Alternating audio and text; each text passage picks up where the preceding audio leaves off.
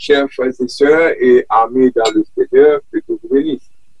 Comme vous le savez, c'est un temps fêté que on gagne, comme on connaît, pour porter parole contre vous-même chaque dimanche matin. C'est avec un grand plaisir. Et ce matin, le message de la parole de Dieu il va sortir dans Matthieu, chapitre 5, verset 1 à 12. Matthieu, chapitre 5, verset 1 à 12. Matthieu, chapter 5, verses 1 to 12. Donc, nous n'allons pas faire la lecture, les 12 versets. Nous allons choisir seulement 2 versets pour nous-mêmes, verset 3 et verset 4. Et puis, au cours du développement de notre message, nous allons faire allusion avec les autres versets. On fait lecture pour nous-mêmes. Il dit comme ça que, verset 3 dit, heureux les pauvres en esprit, car le royaume des cieux est à eux. Heureux les affligés, car ils seront consolés. The English version. Blessed are the poor in spirit, for theirs is the kingdom of heaven. Blessed are those who mourn, for they will be comforted. Que Dieu dans son amour infini ait béni cette portion d'écriture que nous venons de faire. Parole du Seigneur. Le sujet que je vais développer au même titre ainsi, quel est le but du sermon de Jésus sur la montagne?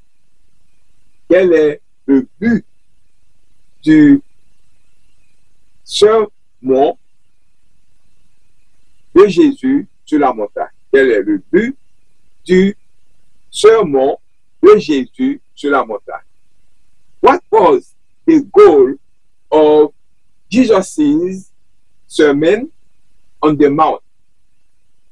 What was the goal of Jesus' sermon on the mount? Donc, l'on va regarder sujet et verset, ça fait tirer attention, plus c'est le mot béatitude, ou bien heureux, ou bien béatitude. Et encore, moi, j'ai Makariotita. Makariotita. Ce mot heureux, ou bien Makariotita, est le mot grec qui signifie qui bénéficie d'une chance favorable, que le sort favorise, correspond à bonheur. Être heureux au jeu ou bien en affaires. That word, Makariotita, is the Greek word which means béatitude. Mais le terme béatitude vient du latin beatus, qui signifie bienheureux ou bien heureux. Jésus bénit un groupe de personnes apparemment dans une situation difficile, révélant une perspective du royaume où la véritable béatitude vient de Dieu. Le terme, the term, beatitude, come from the Latin word beatus, meaning blessed or happy. Jesus pronounces blessing upon a group of people with seemingly unfortunate circumstances, revealing a kingdom perspective where true blessedness comes from God. Donc, c'est tout ça nous capable de mots heureux ou bien bienheureux, ou bien béatitude, ou bien béatitude. Mais juste avant de développer le sujet ça pour nous-mêmes, nous allons dire qui a écrit l'évangile de Matthieu. Qui a écrit l'évangile de Matthieu? Cet évangile est connu comme l'évangile de Matthieu parce qu'il a été écrit par l'apôtre du même nom. Le style de ce livre est exactement ce qu'on peut attendre d'un homme qui était auparavant un collecteur d'impôts. Matthieu s'intéresse de près à la comptabilité. Le livre est très ordonné et concis, plutôt que décrit dans un ordre chronologique. Matthieu organise cet évangile en 6 discours. Date de rédaction de Matthieu, en tant qu'apôtre, Matthieu a probablement écrit ce livre vers l'an 50 après Jésus-Christ, époque qui marque les débuts de l'Église. À cette époque, la majorité des chrétiens étaient des juifs convertis. Et le fait que Matthieu ait écrit d'une perspective juive est tout à fait compréhensible. Quel est l'objectif de ce livre? L'intention de Matthieu est de prouver aux Juifs Jésus-Christ est le Messie promis. C'est Messie ça qui était promis à eux-mêmes.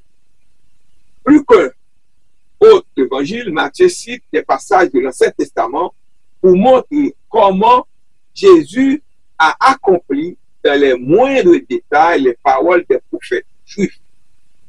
Matthieu décrit aussi en détail la lignée de Jésus par David et utilise beaucoup de tournures, de phrases et d'expressions dont les Juifs étaient parfaitement familiers.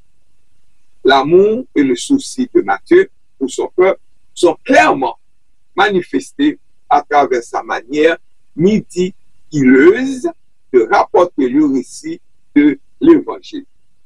Mais qui background on a essayé pour même pour le message, background on allège ou bien connaissance de base, le sermon sur la montagne dans Matthieu chapitre 5, verset 1 à 12, nous sommes lecture, les béatitudes, met l'accent sur l'enseignement de Jésus concernant le caractère.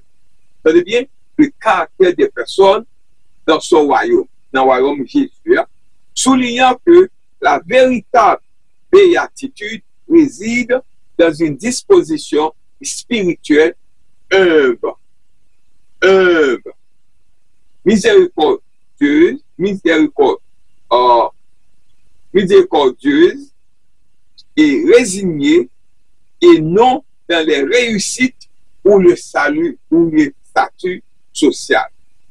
Les béatitudes sont un don divin décrivant ce que sont les personnes du royaume grâce à l'œuvre de Dieu en elles, offrant une voie révolutionnaire et contre-culturelle vers la joie et le bonheur que l'on ne trouve qu'en Dieu.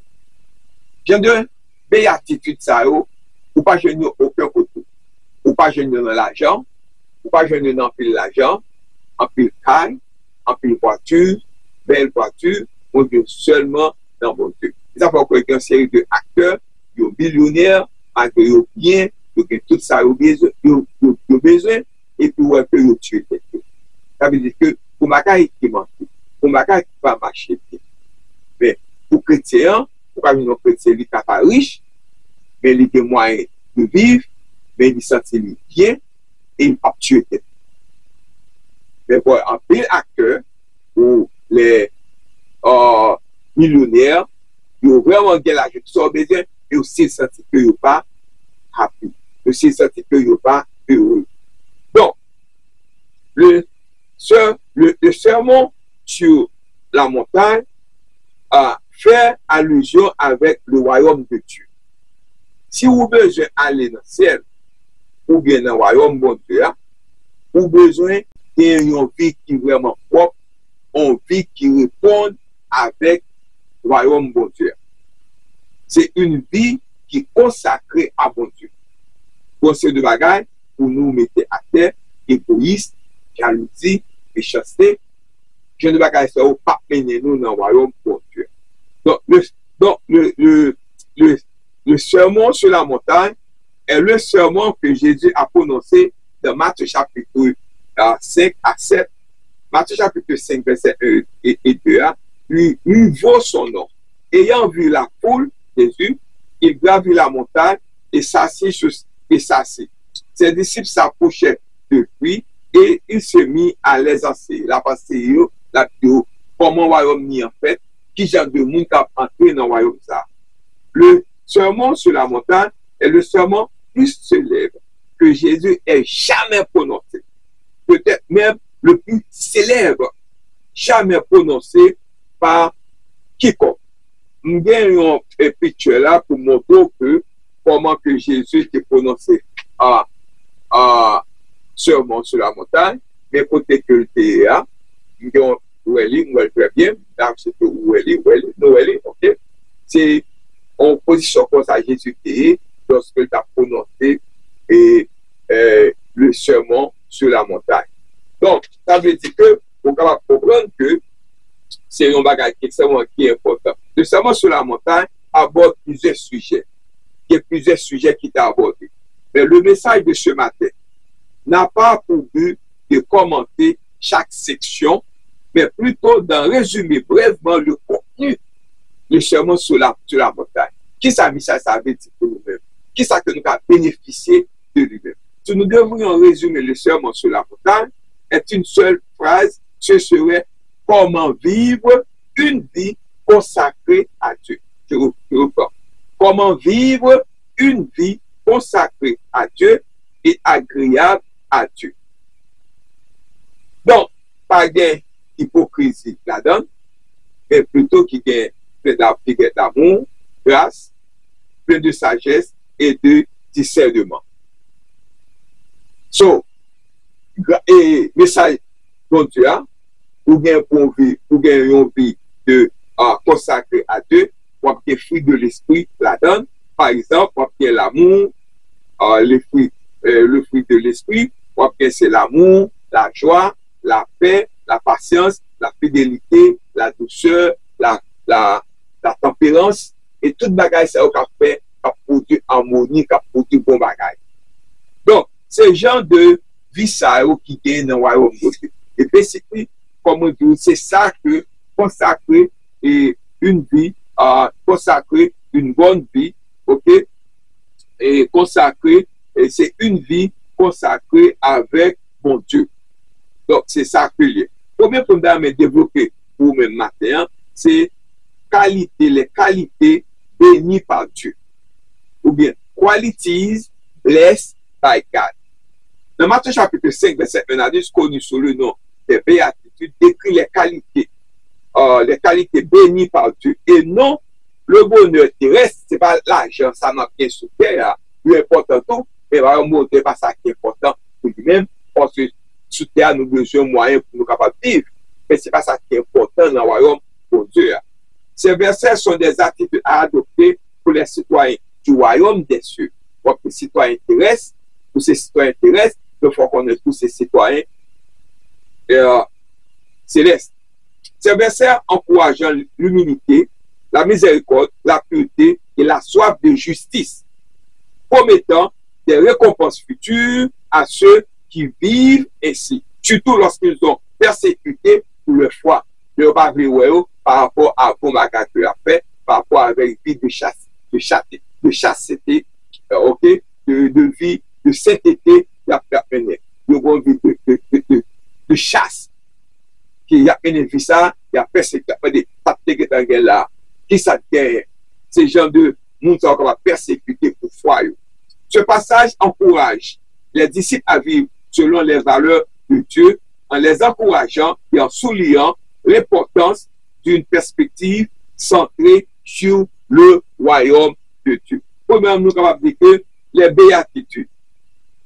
Le terme béatitude vient du latin beatus ou bien beatus, qui signifie bienheureux ou bien heureux. Jésus prononce des bénédictions sur un groupe de personnes apparemment dans une situation difficile, révélant une perspective du royaume où la vérité, où la véritable bénédiction vient de Dieu. Mais perspective du royaume. Premièrement, dans ce passage, le véritable sens du mot bienheureux est un état de vie heureux qui découle de la possession du royaume des cieux. Et pas terrestre. Il ne s'agit pas ici de richesse ou de statut matériel, mais d'une condition spirituelle conforme aux valeurs de Dieu. Les traits de caractère pour aller dans la vie céleste. Premièrement, Jésus identifie des traits de caractère spécifiques qui définissent les citoyens de son royaume, tels que, premièrement, pauvre en esprit. Pauvre en esprit, c'est une reconnaissance de sa faillite spirituelle. Par exemple, nous gagnons un monde, par exemple, nous gagnons un monde là, qui montre qu'il est pauvre en esprit. Lorsque vous êtes pauvre en esprit, vous cherchez le pardon vers votre Dieu. Pour ça, vous connaissez l'état où, vous sentez l'état où, ou à genoux, ou prier, ou chercher mon Dieu. Ça sont les gens qui sentent qu'ils sont pauvres en esprit. Ça, c'est ça que. Mais de l'autre pauvre, au point de vue terrestre, le monde qui est pauvre, nous regardons son monde comme ça, mais nous ne pouvons pas parler de monde qui a différent ça. Est-ce que le monde qui est homeless, qui n'a pas de moyens, qui n'a pas de l'épaisseur pour vivre, est-ce que le monde qui est pauvre, au point de vue terrestre, c'est un monde qui matériellement est pauvre, qui n'a pas de moyens pour vivre d'épaisseur, pour vivre et manger, pas un cas pour vivre. Ça, c'est un monde qui est pauvre dans moyen ça. Je ne peux pas parler de pauvreté États-Unis établie, barème l'argent. Je ne peux pas parler de monde qui n'a pas de moyens pour vivre. Mais ça, c'est un monde qui est pauvre en esprit, qui a besoin de bon Dieu, qui a besoin de pardon, qui a cherché bon Dieu. Donc, il y a des différences qui viennent entre les deux. Il y a un monde qui est pauvre en esprit avec un monde qui est pauvre au point de vue physique. On voit ça plus devant. Mais pauvre en esprit, ou bien pauvre en esprit, c'est une reconnaissance de sa faillite spirituelle. Vous manquez bon Dieu, vous manquez bon Dieu, vous manquez communication avec bon Dieu, vous sentez que vous ne pouvez pas vivre pour bon Dieu, vous ne pouvez pas vivre pour l'autre bagage. C'est-à-dire que vous pauvre en esprit. Lorsque vous en deuil, monde, c'est une douleur spirituelle face au péché, ok, et à ses conséquences. Donc, en deuil, vous sentez que vous soyez monde, une douleur spirituelle face au péché et à ses conséquences. Nous gagnons mimi, tout ça, ce sont des caractères, ce sont des traits de caractère, monde qui sont censés gagner pour entrer dans le royaume de Dieu, pour qu'un citoyen céleste. D'où, ceux qui soumettent le pouvoir à Dieu, ils remettent dans lui, ils remettent le pouvoir à bon Dieu, pour te faire salver avec lui, pour te transformer lui, pour te faire tourner en agir, pour te faire forme que pour te plaire. Au monde qui fait et soif de justice. C'est un monde qui hunger, les gambos, hunger and thirst. Ok? Hunger, un monde qui hunger and thirst. Un profond désir de justice, un profond désir de justice et de ce qui est juste. Ou pas faire méchanceté. Ok? Parce que ou grand goût pour justice. Ou soif de justice. Mais ou pas faire méchanceté. Ou pas faire abus. Ce sont des gens de monde ça au cap entrer dans ça. Ce sont des caractères, des traits de caractère pour nous entrer dans le royaume celle-là. Miséricordieux, merciful, ceux qui font preuve de compagnon envers d'autrui. Pur de cœur, pure in heart, des individus aux intentions et aux motivations pures, artisans de paix, peacemaker, des personnes qui œuvrent pour l'harmonie. Ok. Donc, les béatitudes reconnaissent qu'une vie vécue selon les valeurs du royaume de Dieu entraînera souvent l'opposition et la persécution du monde. Cependant, cette persécution est indicateur de bonne foi et une personne de se réjouir car leur récompense au ciel est grande. Une invitation à une vie nouvelle, Matthieu 5, verset 1 à 12, lecture, sert d'introduction au sermon sur la montagne, présentant un appel à suivre Jésus et adopté un nouveau mode de vie caractérisé par des valeurs divines et non terrestres.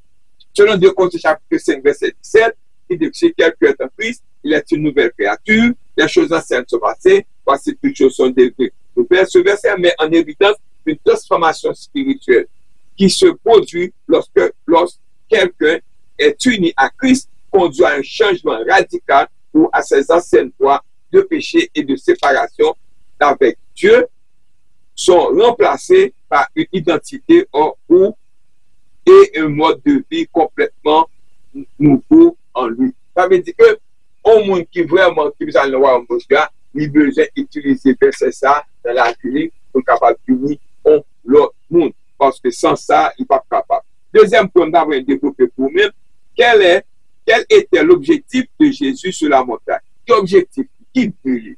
Pour qui ça qu'il était monté là? What was the goal of Jesus on the mount? Premièrement, Jésus démontre son autorité. Ce n'est pas un état fortuit lorsque Matthieu nous dit que Jésus gravit une montagne, c'est le verset premier. Chaque fois que Jésus gravit une montagne dans l'évangile de Matthieu, un événement important se produit. Monter montagne, remarquez, très important là-dedans. Pendant que nous devons faire jeune sur la montagne.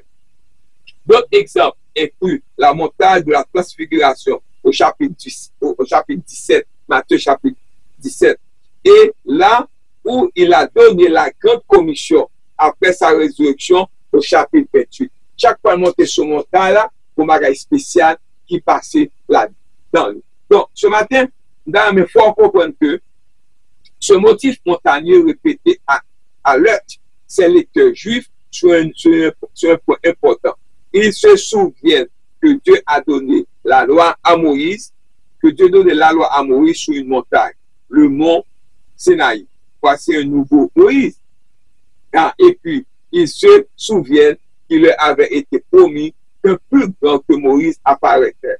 Car le sermon sur la montagne est le premier des 5 grands blocs en lesquels Matthieu divise l'enseignement de Jésus, tout comme les 5 livres de Moïse, Genèse, Exode, Lévitique, Nombre et Deutéronome. Un nouveau Moïse, plus grand que Moïse, est ici. Jésus est ici. Il possède une autorité particulière, voire unique. Par conséquent, nous ne pouvons pas rejeter l'enseignement ici comme un simple bon conseil. Nous ne pouvons pas non plus le rejeter comme irréaliste et hors du commun. Nous ne pouvons pas dire qu'il s'agit d'une absurdité idéaliste, inapplicable au monde réel. On pourrait dire qu'il s'agit de l'éthique idéale du royaume céleste. Mais c'est l'éthique idéale du royaume de Dieu que ses citoyens doivent incarner à l'avant. Ce bagage qualité ça, humilité, l'amour, ou vraiment à manquer au royaume de Dieu. Maintenant, on verra plus une vie consacrée à Dieu, c'est le seul moyen d'amener vers le ciel. Et Jésus concentre son enseignement sur ses disciples. Ses disciples s'approchent de lui et il commence à les enseigner. Dans le chapitre précédent, il a appelé les gens à se repentir, car le royaume des cieux s'est approché. Selon Matthieu 4, verset 17. On dit-il, voici à quoi ressemble la vie d'un disciple repentant. Pourquoi un disciple qui repentant, comment vie ressembler?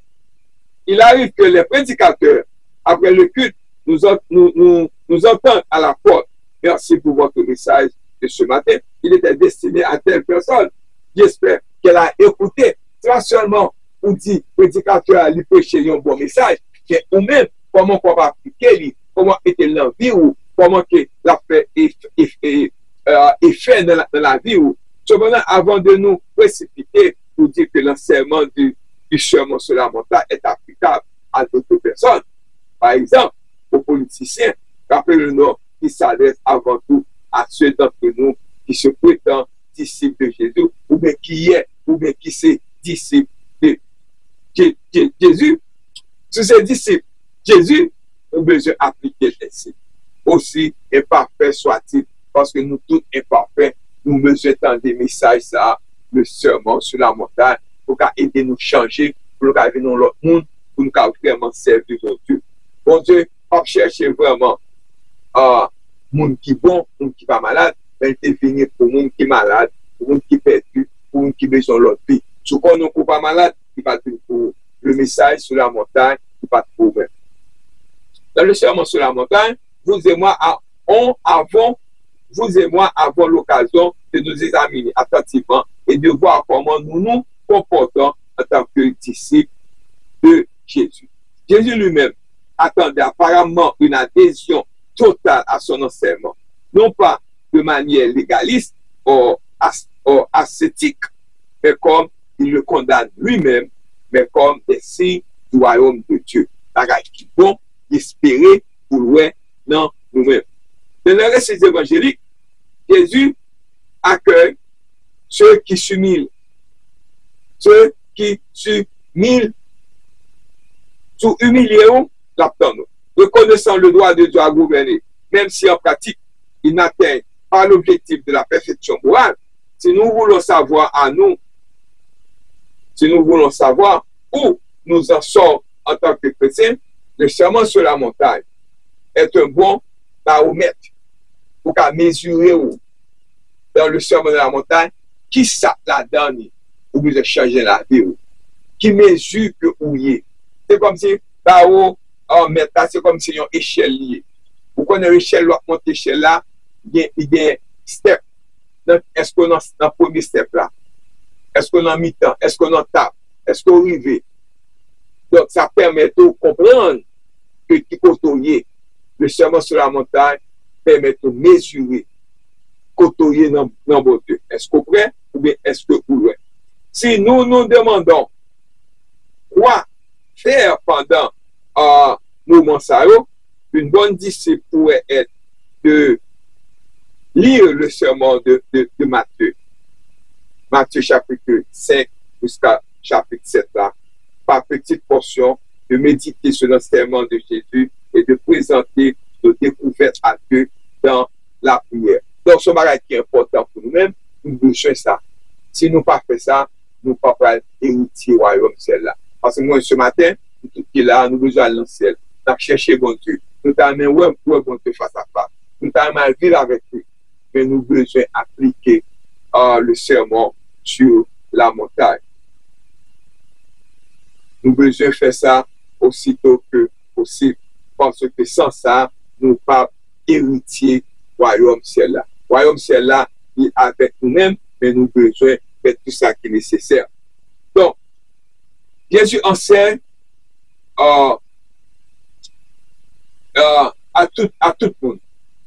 Ils enseignent ici en plein air, comme le faisaient de nombreux rabbins de son époque. C'est pour ça, les rabbins, le monde qui rabbin, ils étaient comme fait et ça. De nombreux rabbins de son époque, ne limitant pas son enseignement à la synagogue, c'est un mode de vie qui doit être vécu au monde. Il ne s'agit pas de piété privée. De plus, il sait de monde l'observe. Jésus, voyant la foule, gravit la montagne. Verset petit a. On peut en tirer deux conclusions. La première est celle que je viens de dire, à savoir que le monde observe les disciples de Jésus, tandis qu'ils sont enseignés. Et vous êtes sûr que si vos amis et votre famille savent que vous êtes chrétien, ils vous observent aussi. Lorsque vous êtes chrétien, nous n'avons pas regardé comment parler. Est-ce qu'on parle en S, en F? Est-ce qu'on dit bêtises? Est-ce qu'on a tempérance? Est-ce qu'on a sagesse? Est-ce qu'on a amour? Est-ce qu'on est sincère? Car sur vous, vous avez un comportement, monde qui a préparé pour aller dans le royaume de Dieu. Il est donc d'autant plus important que nous engagions dans le serment de Jésus. Je sais que le vieux cliché est vrai lorsqu'on dit les chrétiens ne sont pas parfaits, ne sont pas parfaits hier, mais ils sont juste pardonnés. Mais je tiens à contester ce mot juste. Oui, nous sommes imparfaits et nous sommes pardonnés, mais nous sommes plus que cela. Nous sommes des personnes en chemin, grandissant de la grâce et la foi. Chaque jour, nous devons devenir meilleurs. Nous ne pouvons pas faire bac, nous y aller en avant.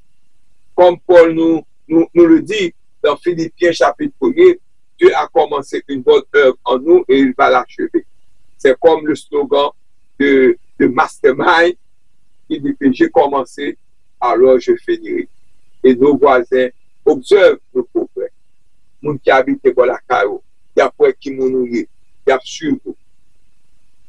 L'autre aspect de l'enseignement de Jésus, vu et sûr du monde, est qu'il voulait que les disciples et la foule l'entendent, les appelant tous deux à prendre une décision. Lorsque Jésus enseigne son message ici, il dit, voici à quoi ressemble le royaume de Dieu. Êtes-vous prêts? Est-ce que vous prêts matin? Je ne sais pas pourquoi vous connaissez Jésus matin. Est-ce que vous avez accepté Jésus matin comme votre sauveur personnel? Êtes-vous prêts? Pour nous qui acceptez Jésus, est-ce qu'on travaille? Est-ce qu'on va appliquer le sermon sur la montagne dans la vie? Est-ce qu'on va mesurer? Est-ce qu'on va monter sur l'échelle de la porte de l'autorité? Est-ce qu'on a plus de baromètres pour être qui mesure que vous gagnez?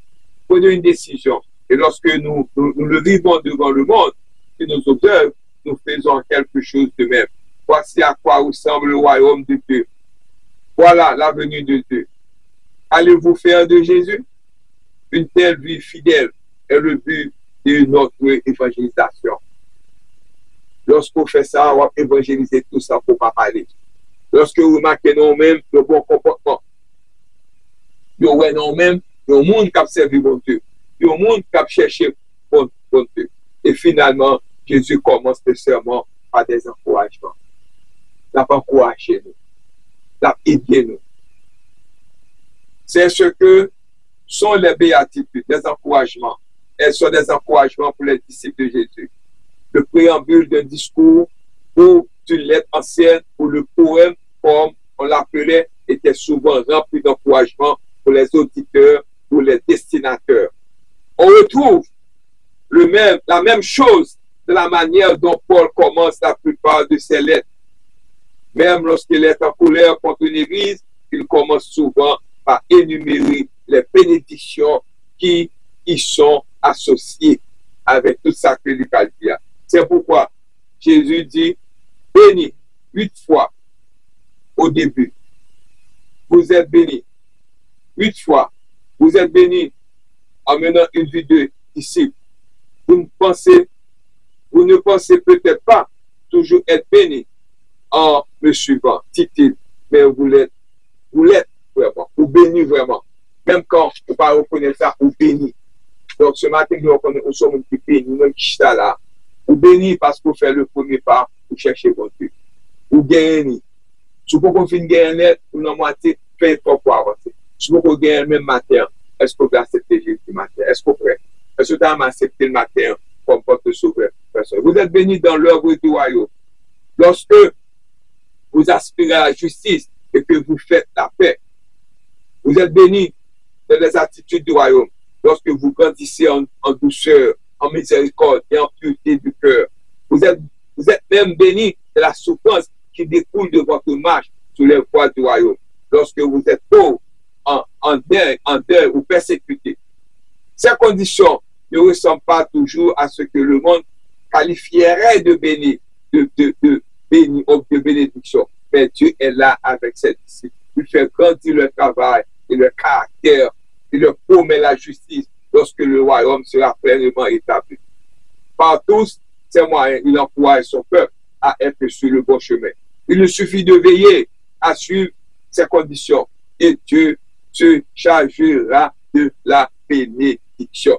Ainsi, en nous soumettant à l'autorité de Jésus, en cherchant à suivre son enseignement stimulant dans le sermon sur la montagne, nous sommes aidés par le Saint-Esprit et en vivant des valeurs telles que les béatitudes devant le monde, nous interpellerons ce monde sur la nécessité de répondre à l'appel de Jésus. Je vais conclure ensemble avec vous matin. Conclusion que nous avons porté pour même matin. Nous n'avons pas oublié le sujet. Quel était le but du sermon de Jésus sur la montagne? What was the goal of Jesus' sermon on the mountain? Je conclure avec vous deux comparaisons. Être pauvre matériellement. Being materially poor. Être pauvre matériellement décrire une personne dépourvue de biens matériels essentiels ou manque des ressources nécessaires pour subvenir à ses besoins fondamentaux comme la nourriture, l'eau, le logement et l'habillement. Il s'agit d'un état de précarité financière et de physique, distinct de la pauvreté spirituelle caractérisée par l'incapacité d'accéder ou de maintenir un niveau de vie social acceptable.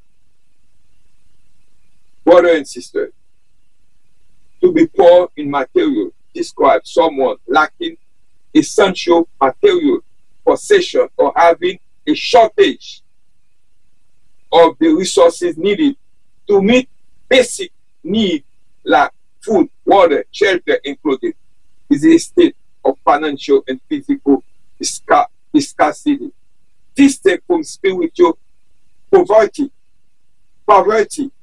and is characterized by the inability to access or maintain a socially acceptable standard of living.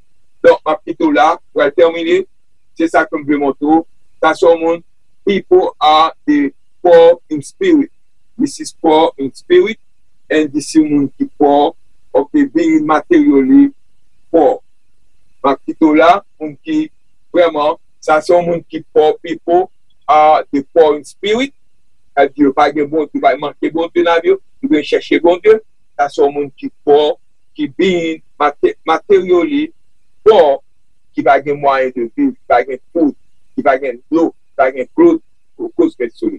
Ma petite là, et j'espère que ce message, comment peut résumer le message là, c'est seulement consacrer son message là, c'est seulement pour consacrer une vie consacrée à Dieu. Donc, une vie consacrée à bon Dieu, ce sont le sujet à quel était le but du sermon de Jésus sur la montagne. What was the goal of Jesus' sermon on the mount? Que Dieu vous bénisse. Have a good Sunday. Bye bye.